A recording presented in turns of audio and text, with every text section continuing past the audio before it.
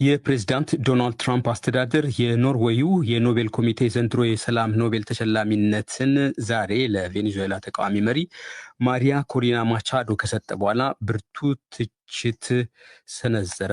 ዜናው በዝርዝር። በማዕከላዊ ኢትዮጵያ ክልል ምስራቅ ጉራጌ ዞን ሶዶ ወረዳ ታጣቂዎች 4 ሰዎችን ገደሉ፣ ሌሎች 10 ሰዎችን አግተው ወሰዱ።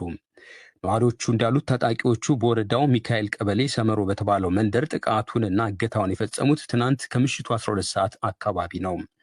ከአጎራባች የኦሮሚያ ክልል ደቡብ ምዕራብ ሸዋ ዞን ተሻግሮ የገቡ ናቸው ያሏቸው ታጣቂዎች እየተኮሱ መንደሩን መክበባቸውን ለዶይቼ ቬለ የተናገሩት ነዋሪዎች በጥቃቱ 4 ሰዎችን መግደላቸውን ገልጧል።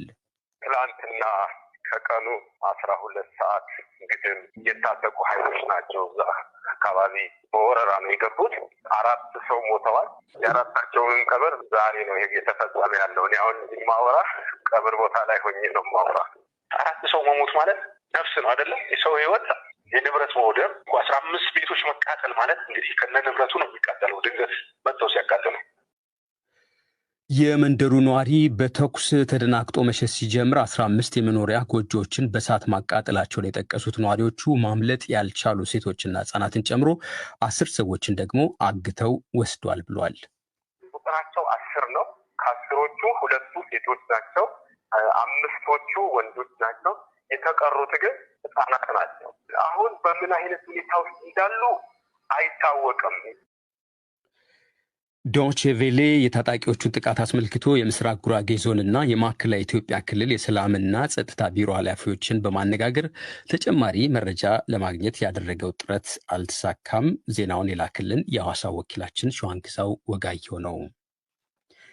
የዓለም ምግብ ድርጅት በእንግሊዝኛ ምህጻሩ WFP ኢትዮጵያ ውስጥ ለሰፈሩ ስደተኞች የሚሰጠውን እርዳታ ከሚያቆምበት ደረጃ ላይ መድረሱን አሳወቀ። ድርጅቱ ኢትዮጵያ ውስጥ ለሚገኙ በሚሊዮኖች ለሚቆጠሩ ስደተኞች ይሰጥ የነበረውን የምግብ እርዳታ ለማቆም ጫፍ መድረሱን ዛሬ ይፋ ያደረገው በዓለም አቀፍ እርዳታ መቋረጥ የተነሳ ነው።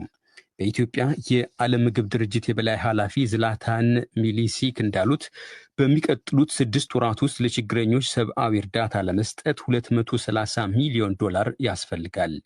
ለጋሾች የሚፈልገውን ገንዘብ ካልሰጡ ድርጅቱ ኢትዮጵያ ውስጥ ለተጠለሉ ስደተኞች የሚሰጠውን የምግብ እርዳታ ሙሉ በሙሉ ለማቆም ይገደዳል ብለዋል። ኢትዮጵያዊ ጋዜጠኛ ተስፋለም ወልደየስ የዓለም የፕሬስ ነጻነት ጀግና የተሰኘውን የዘንድሮን ሽልማት ከተለያዩ የዓለም ክፍሎች ከተውጣጡ